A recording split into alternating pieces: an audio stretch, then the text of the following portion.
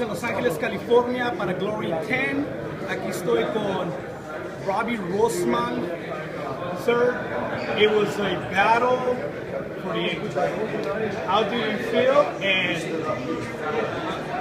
what's next? It was a great hard fight. I really liked it. I enjoyed it.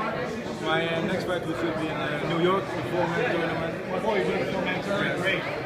Is Trojan going to be in there? Yes, he's also in there. Oh, that's great. So you're going to get your second chance to get it, right? I hope I get my chance. All right, that was perfect.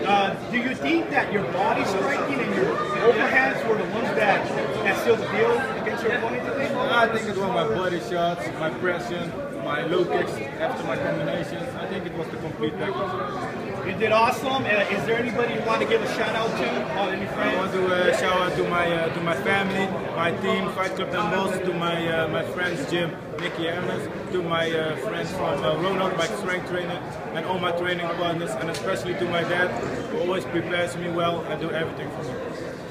Ok, buenas noches. Les queremos mandar saludos a Intensity MMA Fitness, a Fight Legion y MMA Latino. Muy buenas noches.